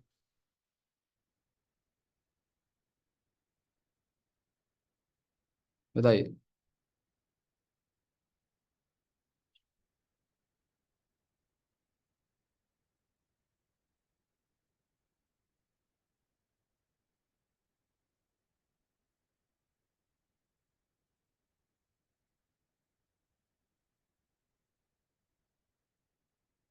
रजनीश ध्यान से, आरुष केयरफुली, सब लोग कॉमन मिस्टेक कर रहे हैं, सब जल्दीबाजी में है, इतनी जल्दीबाजी नहीं। प्रदेश तुमने सही किया था पहले, अब क्यों करेक्ट कर रहे हो? एक सेकंड, पहले सही किया था क्या तुमने? Let me see। नहीं, पहले भी सही नहीं किया था।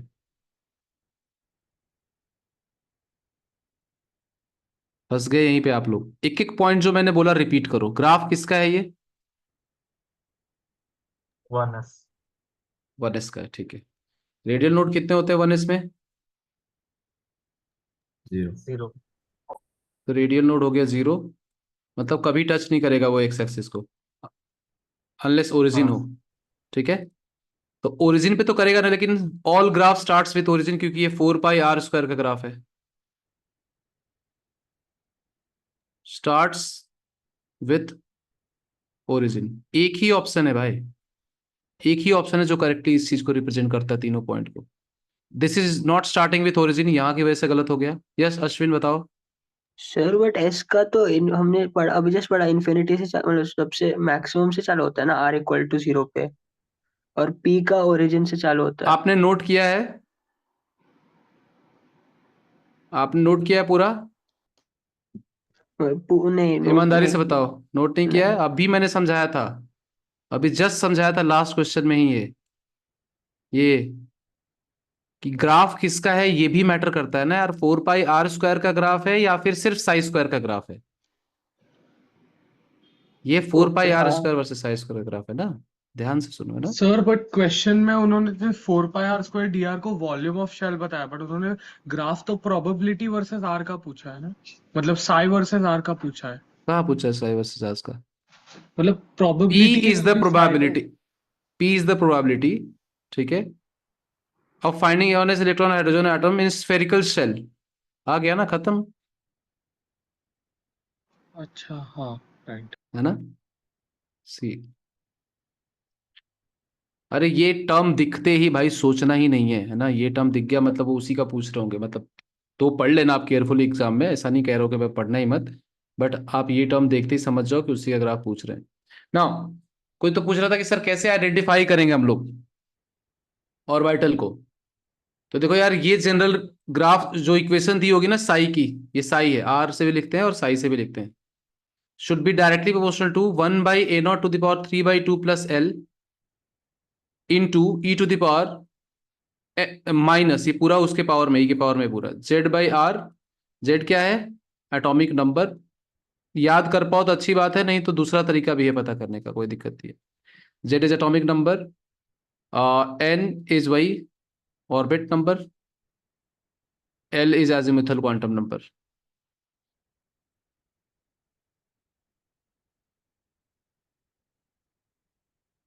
ठीक है ना। अगेन इस टॉपिक पे मैं क्वेश्चन लास्ट में कराऊंगा, पहले मैं वो टॉपिक्स कवर कर लेता हूं जिसके कि वो हैं। चलो रैपिड फायर करते हैं for next 10 to 12 minutes. The correct statement about probability density.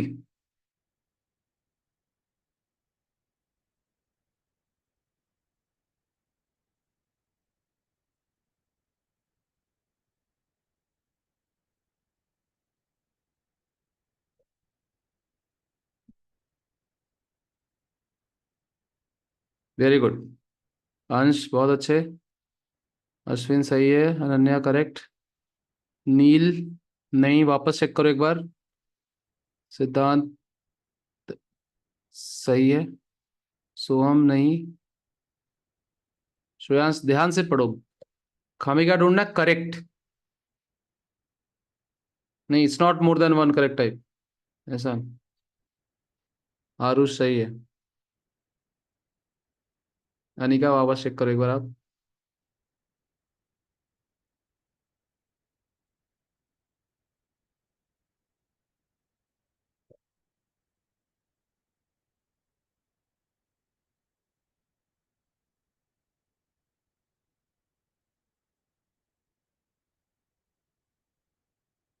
ठीक है, so that is the all time we can invest on this. So probability density किसके लिए बताना अपने को, कि के लिए करेक्ट क्या है, किसी के लिए भी हो सकता है। It can B zero for 1s orbital. 1s orbital के लिए प्रोबेबिलिटी डेंसिटी कभी जीरो नहीं थी। अब याद करो, ऐसे गया था। ग्राफ में साथ साथ में ड्रॉ करते चलता हूँ सो साइज को। प्रोबेबिलिटी डेंसिटी मतलब साई स्क्वायर में। हाँ हाँ हाँ, वो प्रोबेबिलिटी फंक्शन होता है, ठीक है।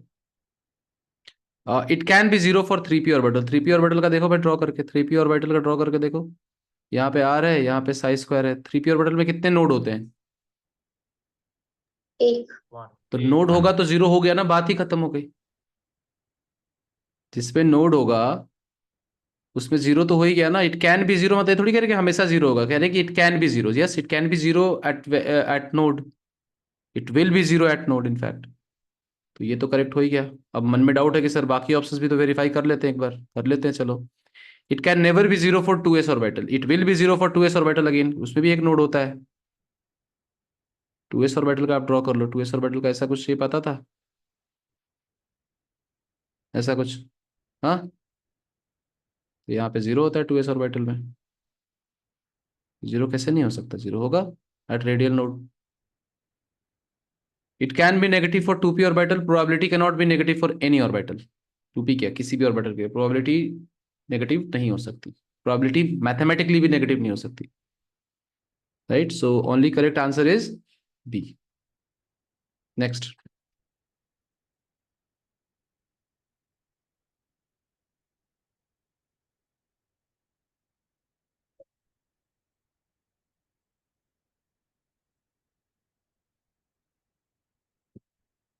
आंसर आने शुरू हो गए, सही वाले वो भी। Yes, very good, no mistakes, everyone is. अच्छा बाय द वे, ये सारे पीवाईक्यूज हैं, मतलब ये सेलेक्टेड क्वेश्चंस ही हैं, मतलब पीवाईक्यूज ही हैं। हमें वापस चेक करो। वन नहीं है, वो नो है। सोहम आप भी चेक करो। नहीं, सोहम सही है आपका, सॉरी सॉरी, माय बैड। साहिल,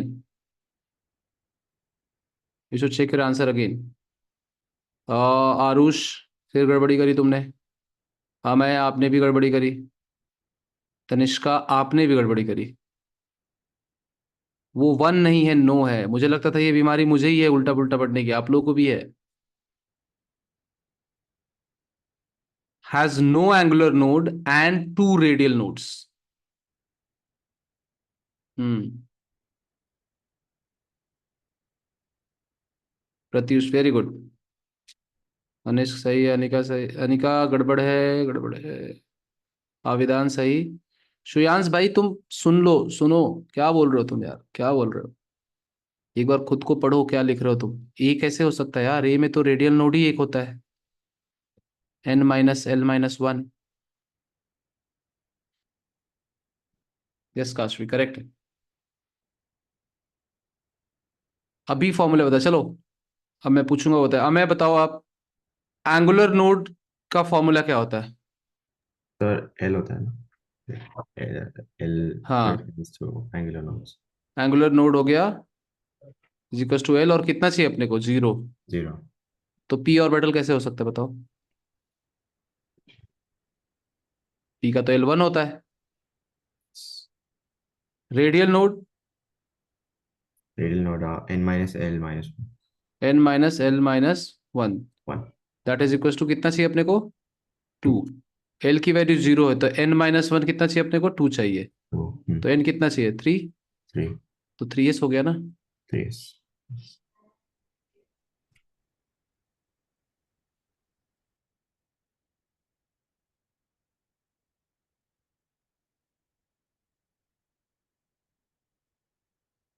फटाफट शुरू हो गए। सही आंसर से शुरू हुआ है इस बार, प्रज्ञेश से। Very good. अमय, नील, अनुष्का। अनुष्का, अनुष्का क्या कर रहे हो? वापस देखो। Ansh and Anushka, we need 2 angular nodes as well. कोई जल्दीबाजी नहीं है, करेक्ट करो। सो हम मोस्टली सब सही आंसर आ रहा है। दिव्या, अनुष्का, मुझे सही आंसर चाहिए तुमसे।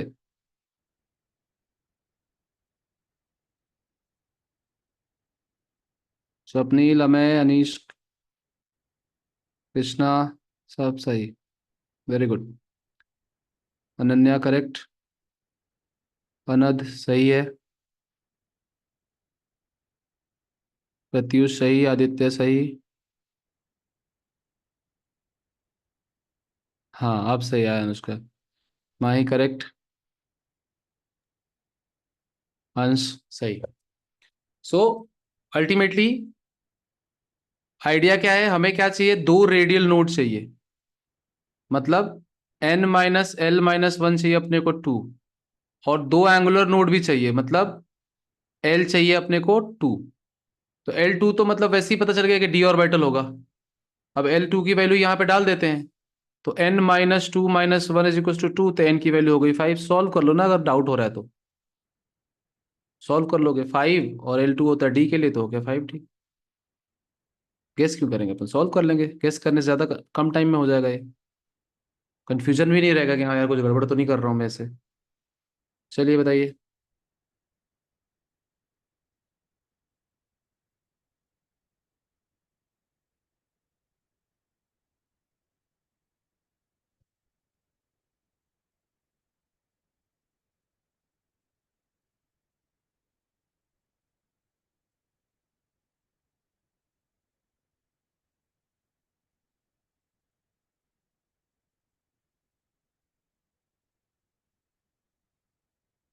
अच्छा, एक ऑप्शन है ही नहीं इसमें क्या? अच्छा, ओके, 3 ही है। ओके, इधर है option, sorry my bad.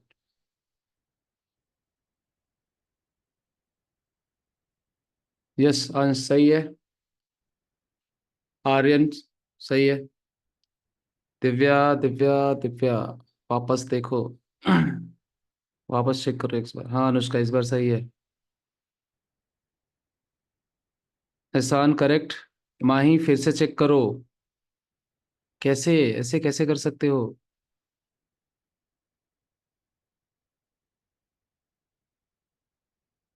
Arnav,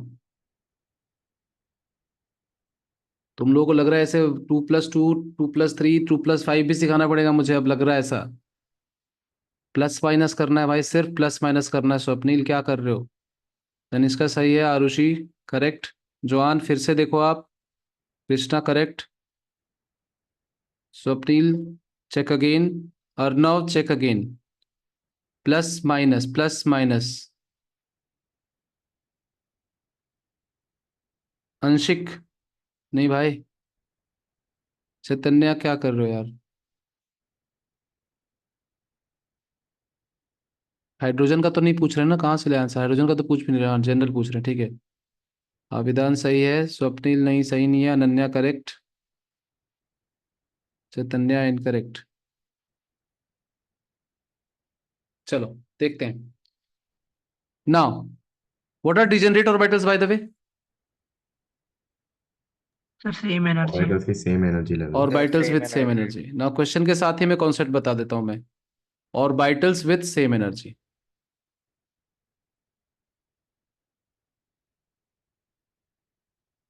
ठीक है, कोई बात नहीं, भूल गए आप लोग, कोई बात नहीं, मैं समझा देता हूँ यहाँ पे। ऑर्बिटल्स विद सेम एनर्जी को हम डिजनरेट ऑर्बिटल कहते हैं। अच्छा, एनर्जी कैसे निकालते हैं? तो दो तरीके हैं।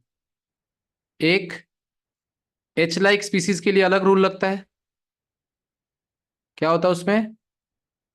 Energy is proportional to n only, बस, और कुछ नहीं देखते इसमें। हाइड्रोजन लाइक दिया होता तो सिर्फ हम प्रिंसिपल क्वांटम नंबर चेक करते, जिनका प्रिंसिपल क्वांटम नंबर मैच करता उनकी एनर्जी सेम हो जाती, तो उसमें ए और बी दोनों आ जाते, तो वो करते। लेकिन फॉर अदर स्पीसीज के लिए हमारा रूल अलग हो जाता है। अदर स्पीसीज के लिए क्या रूल होता है? Energy is directly proportional to n plus L, and energy is directly proportional to n if n plus l is same। बस ये ध्यान रखना आपको। क्या समझे? कि energy is directly proportional to n plus L. पहले n प्लस एल काउंट करो। n प्लस एल कितना है? इन दोनों का n प्लस एल कितना है? 4 है। इन 4। दोनों का n प्लस एल कितना है? 5 है। खत्म, हो ही नहीं सकते डिजनरेट। n प्लस एल कितना है? 5 है। n प्लस एल कितना है? 5 है। 5 5 हो सकते हैं सेम। क्या इनका n भी सेम है? हाँ सेम है, तो n प्लस एल भी सेम है और n भी सेम है, तो खो गया, ये डिजनरेट ऑर्बिटल है एक तो। उसके बाद इनका n प्लस एल कितना है? 6। इनका n प्लस एल कितना है? 5। पता नहीं 2 + 4 नहीं कर पा रहे हो आप लोग, क्या कर रहे हो? 5 एंड 6 बचा दो, फिर क्या है? Only option B. ये सारे नोट बनाना क्लास के बाद कभी भी टाइम निकाल के। चलिए, लेवलिंग अप।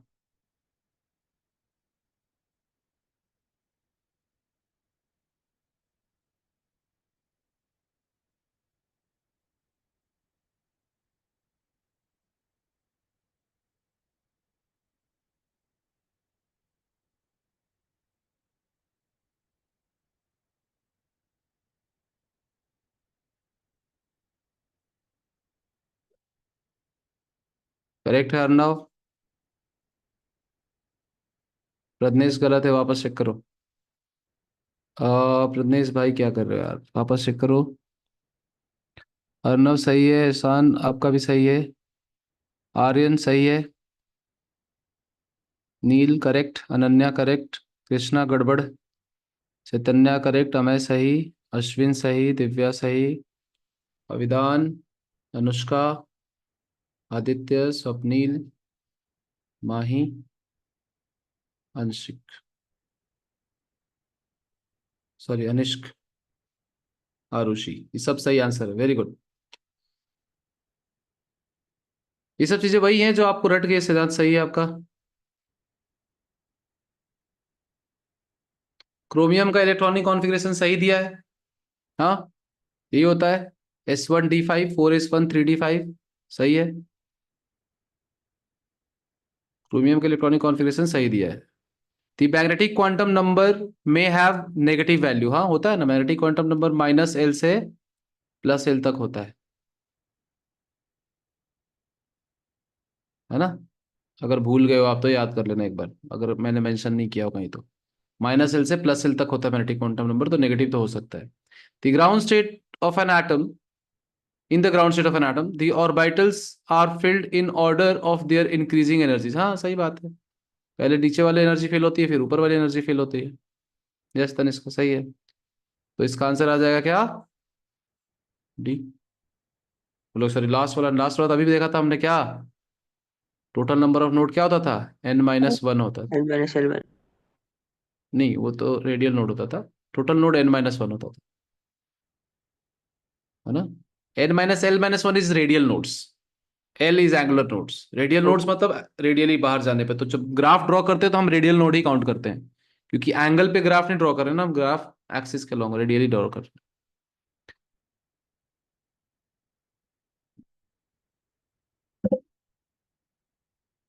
बताइए।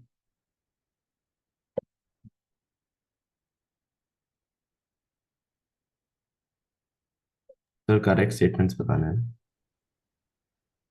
आई थिंक सो, एक सेकेंड, हाँ हाँ करेक्ट ही बता रहे हैं, यस। ओके। आई थिंक मैं मेंशन करना भूल गया, हाँ करेक्ट स्टेटमेंट बता रहे हैं।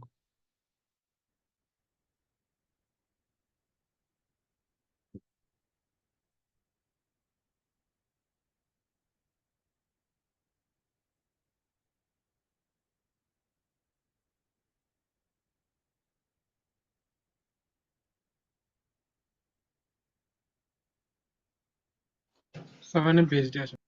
हम्म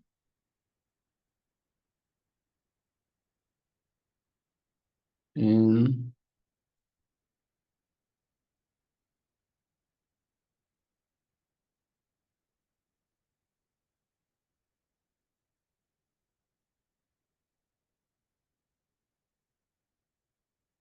सही है। आरुष सही है। सिद्धांत एक गड़बड़ी करी है आपने, एक एक गलत ऑप्शन आपने सेलेक्ट कर लिया है, बाकी आपने सही किया है। स्वप्नील, आपने एक एक्स्ट्रा ऑप्शन कंसिडर कर लिया है, वो गलत वाला मतलब। आर्यन सही है, अंश सही है, अश्विन सही है, अनन्या सही है, और नील अगेन आपने एक गलत ऑप्शन सेलेक्ट किया है। एहसान आपने भी गड़बड़ी करी है कहीं तो। आरुषि आपने भी एक एक्स्ट्रा ऑप्शन कहीं गड़बड़ गड़बड़ किया है। अनुष्का सही है। स्वप्नील अगेन करेक्ट करो, प्रत्युष करेक्ट करो, आर्यन सही है, कृष्णा, माही, आदित्य, अमय, ये सही आंसर से दिव्या, अनिष्क एंड आरुषि करेक्ट करो, इशिता करेक्ट करो, तनिष्का सही है, Shridhar, Chaitanya, these are all correct answers. ठीक है, सो हमने सही आंसर है। ऑलराइट, सो बेसिकली देखो यार, सही आंसर ढूंढने के लिए आपको ऑप्शन मत देखो, आप पहले ऊपर से ज्यादा प्रिंसिपल क्वांटम नंबर वाला पॉइंट सही है, n इज टू 1 से लेके इन्फिनिटी तक कुछ भी हो सकता है। अज़ीमुथल वाला पॉइंट गलत है, क्योंकि वो n-1 तक होता है, मैक्सिमम वैल्यू n-1 ही होती है उसकी। तो गड़बड़ इसलिए क्योंकि ये n तक जा रहा है, तो ये गलत है ना। Third, magnetic orbital quantum number ml for a particular l orbital has total 2 plus l values, 2l plus 1, यही तो होता है ऑर्बिटल को रिप्रेजेंट करता है, सही बात है ना। जितने ऑर्बिटल्स होते हैं उतनी values of magnetic quantum numbers होते हैं, 2l प्लस 1, तभी तो -l से +l के बीच में टोटल वैल्यूज 2l प्लस 1 आती है ना। ठीक है, देन नेक्स्ट ऑप्शन है ±½ are two possible orientation of electron spin, सही है। For l is equal to 5 there will be total 9 orbitals, गलत है, 2l प्लस 1 ऑर्बिटल्स होंगे, तो 11 ऑर्बिटल्स होने चाहिए थे, है सर ना। इसको एलिमिनेशन के बेसिस पे सीधा कर सकते हैं ना, बी गलत आ गया तो ए एंड डी गलत है, तो फिर सी एंड डी ऑप्शन चेक करने की जरूरत नहीं है, सीधा ई चेक करो। हाँ यस राइट, वैसे भी कर ही सकते हो डेफिनेटली, तो सी ऑप्शन हो गया, है ना। हाँ बट मतलब मैं तो, मेरे को तो खैर समझाना है, तो मैं तो पूरी चीजें बता के आगे बढ़ूंगा। बट हाँ अगेन, हाँ आपको हाँ या जैसे लगता राइट। है कि हाँ, जैसे आपको लगता है कि हाँ ये समझ में आ गया आपको, तो आप वैसे मार्क करके आगे बढ़ो, if you are sure about this. Now the following set of quantum numbers are not allowed, again मैंने बोला था एक इस टाइप का भी क्वेश्चन आता है कि नॉट अलाउड, इनकरेक्ट, देखते ही गलती ढूंढ लो, यस आ गए सब फॉर्म में। जितने लोगों ने अभी तक आंसर किया सबका सही है, और जितने लोग आगे आंसर करेंगे उनका भी सही रहेगा। देखना भाई, गड़बड़ी मत करना यार कोई। हाँ सही, अभी तक सबका आंसर सही आ रहा है, no wrong answers, I will just highlight the wrong ones, कोई रॉन्ग आंसर नहीं है अभी तक। अंश भाई तुम अपना करो यार, ग्रुप में ओपनली मत डालो, है ना, दूसरे लोग देखने लग जाते हैं, फिर वो डिस्ट्रैक्ट हो जाते हैं अपने ऑप्शन से। कहाँ डाला सर, नहीं है। डाला है तुमने टू एवरीवन, है ना, चेक करो एक बार। यस, जॉन सही है भाई, तुम सही जा रहे हो, तुमको 8 मार्क्स मिलेंगे, 4+4। यस अनन्या सही है। सो इनकरेक्ट ढूंढना अगर अपने को, तो इनकरेक्ट के लिए क्या करना है, कुछ नहीं करना है भाई, इनकरेक्ट के लिए हमें ढूंढना है एन, पहले तो एन फाइंड आउट करो, एन और एल में ही ढूंढना होता है, बाकी चीजें गलत नहीं होती, है ना। एन और एल में पहले ढूंढो, फिर एल और एम में ढूंढना बाद में। देखना है एन एल को सपोर्ट कर रहा है कि नहीं कर रहा है ये देखना है, और फिर एल एम को सपोर्ट कर रहा है कि नहीं ये देखना है। N3 के लिए L2 पॉसिबल है क्या, बिल्कुल पॉसिबल है, ठीक है, n-1 हो सकता है, L की मैक्सिमम वैल्यू हो सकती है n-1, और M should be anything between minus L2 plus L. If that's the case, then allowed, else not allowed. तो ये 3 एक कम में सही चलेगा, -2 है चलेगा, ये भी सही है। स्पिन क्वांटम नंबर नहीं देखना होता है। मैं तो बच्चों को बोलता हूँ 2 चीजें नहीं देखनी होती, प्रिंसिपल क्वांटम नंबर कभी गलत नहीं हो सकता, स्पिन क्वांटम नंबर कभी गलत नहीं हो सकता। तो देखना सिर्फ आपको एजिमुथल क्वांटम नंबर और मैग्नेटिक क्वांटम नंबर ही है। तो इसमें देखो n के बराबर है, जो कि गलत है, n-1 के बराबर होना चाहिए था। तो इसलिए सही आंसर, मतलब जो गलत इज द राइट आंसर अपने लिए अभी, तो गलत ये वाला है, सी वाला। ठीक है। The number of radial nodes and total number of nodes in 4p orbitals.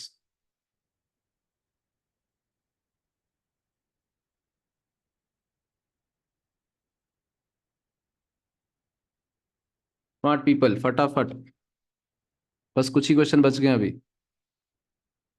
अंश सही है। नील क्या कर रहे हो भाई? सिद्धांत सही है। अर्णव, माही, शान, सबके सही आ रहे हैं अभी तक, कोई रॉन्ग आंसर नहीं है। अनुष्का सही।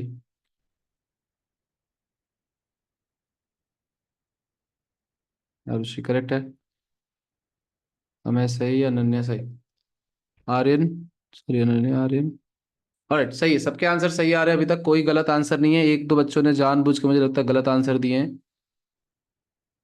एंड देन सोहम ने सबको हेल्प कर दी है। चलिए, सो आंसर इसका क्या होगा? ए।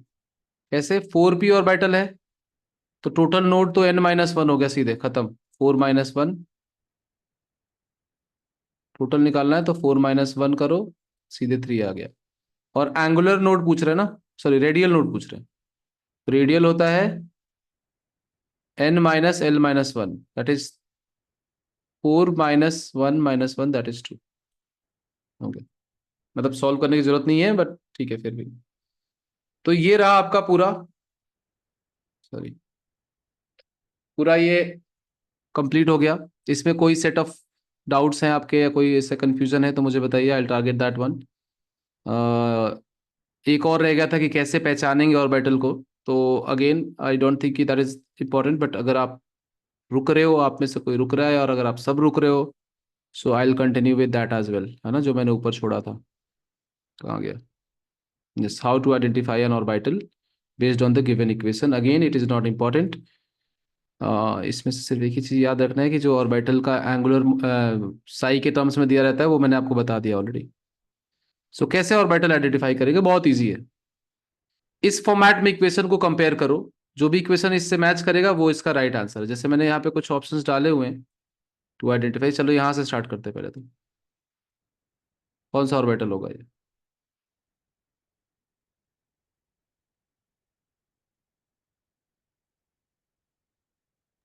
वन एस होगा ना?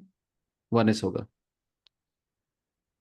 आर का जो प्रोडक्ट होता है वो जेड होता है। ए नॉट का जो नीचे ई के पावर में जो ए नॉट का प्रोडक्ट होता है वो एन होता है, तो वह एन हो गया 1। एन क्या हो गया? यहाँ से पता चला क्या कि एन की वैल्यू है 1। यहाँ से पता चला क्या? जेड की वैल्यू भी है 1। और यहाँ से क्या पता चला अपने को कि ये 1/a0⁻³ प्लस 0 के डायरेक्टली प्रोपोर्शनल है, तो एल की वैल्यू भी क्या हो गई? 0। तो ये हो गया 1s ऑर्बिटल। बट ऐसा ना भी हो तो दूसरा तरीका भी है उसको पता करने का। दूसरा तरीका क्या है? जैसे ये देखो, आप रेडियल नोड फाइंड आउट कर लो। पहले ये पता कर लो कि उसका एल क्या है। एल पता चल गया?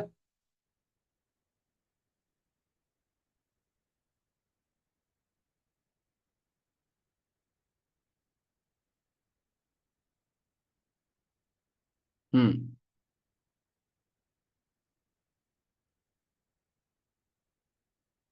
सही आ रही है। बताओ भाई, लिखते जाओ सामने, बताओ ये कौन सा ऑर्बिटल है। ये वर्बली आप लोग आंसर कर सकते हैं, इसमें चैट बॉक्स में जाने की कोई जरूरत नहीं है। पहला कौन सा 1s। ऑर्बिटल? 1s। क्यों? दो तरीके हैं। आपको नहीं भी पता है जनरल फॉर्मेट, तब भी आप सोच सकते हो कि आर का कोई सोल्यूशन नहीं है, मतलब देयर इज 0 रेडियल नोड, और 3/2 प्लस 0 है ये, तो एल 0 है, तो ये 1s हो सकता है। ठीक है, नेक्स्ट वाला क्या है? 2x हाँ 2x 2p 2s 2s होगा ना सर? चलिए, आर की कोई वैल्यू है जिसके लिए जीरो है? आर के लिए एक नंबर है जिसके लिए वैल्यू जीरो है, 2a0/z। तो इसमें रेडियल नोड तो हो गया,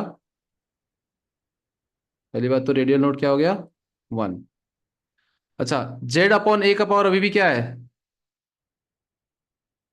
z/a0 का पावर क्या है? +0 ही है ये।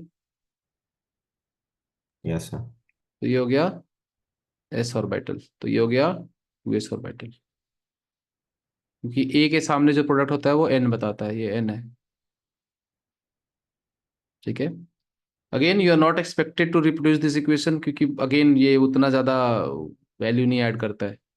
ठीक है, चलो इसमें देखो अगर आप तो 2p 2p 2p 2p, क्योंकि अभी ये z जो होगा वो इधर मल्टीप्लाई होके आ जाएगा, राइट? हाँ सर तो l 3/2 प्लस l की वैल्यू है 3/2 + 1, l की वैल्यू है 1।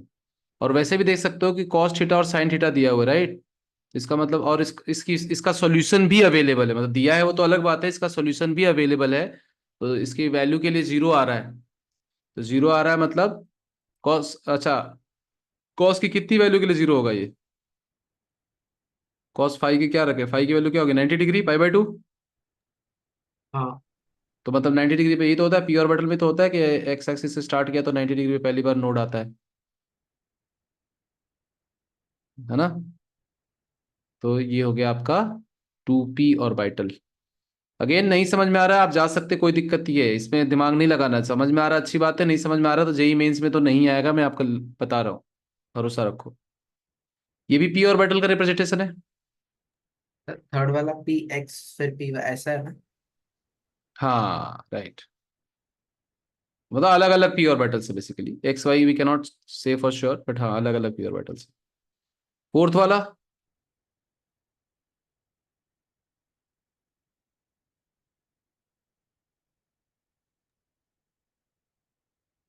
ये भी तो p ऑर्बिटल ये है। भी पी ऑर्बिटल ही पी ऑर्बिटल है सर। ना?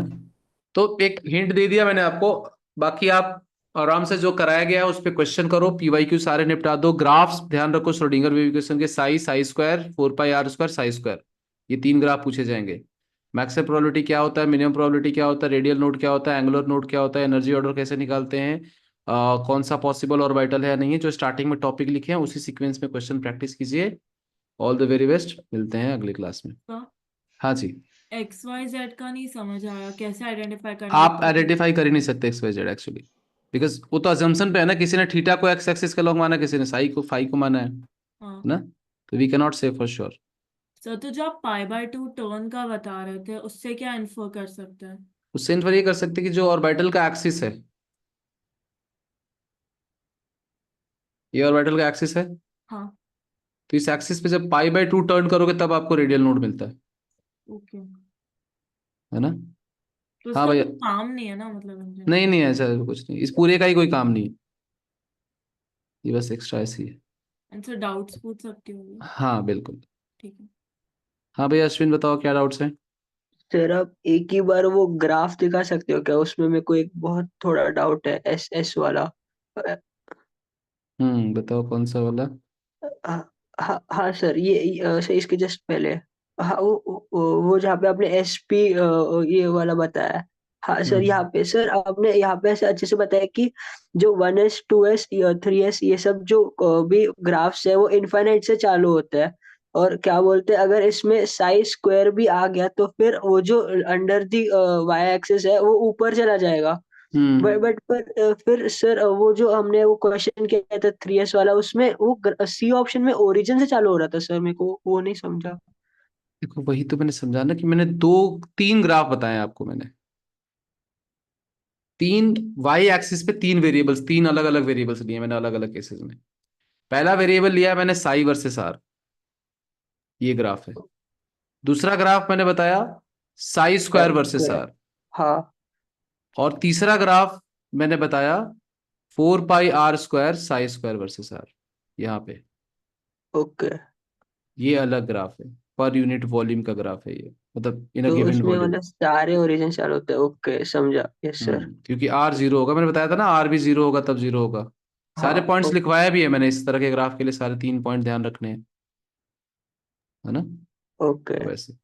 Thank you so much sir. Okay sir okay, ठीक है। हाँ इशिता, आपका क्या डाउट है? और माही, आपका क्या डाउट है? सर अगर हमें एन एम और एल की वैल्यूज दी हुई है, एन एम और एम एस की मान लो, और हमें हाँ, बताना है कि कौन सा डीजेनरेट है, मतलब ऐसे ग्रुप करके दिया हुआ है, सिर्फ एन हमें प्लस एल बताना है इनमें देखना से आपको। कौन से। एम का कोई लेना देना नहीं है डिजेनरेसी से, एम तो सारे सेम ऑर्बिटल के लिए होता है ना, राइट। है ना? सिर्फ एन प्लस एल देखना है, और एन प्लस एल ना हो, सेम आ जाए, तो फिर देखो जिसका एन ज्यादा होगा उसकी एनर्जी ज्यादा होगी, तो जिसका सेम एन प्लस एल होगा वो डिजेनरेट होंगे। ओके सर, समझा। है ना? ये पॉइंट मैंने लिखा भी है नोट्स में से, आप देखना, उसको नोट करना बाद में, है ना? लिखा है मैंने पॉइंट क्लियरली यहाँ पे, देखो हाइड्रोजन लाइक के लिए क्या करना है और अदर्स के लिए क्या करना है।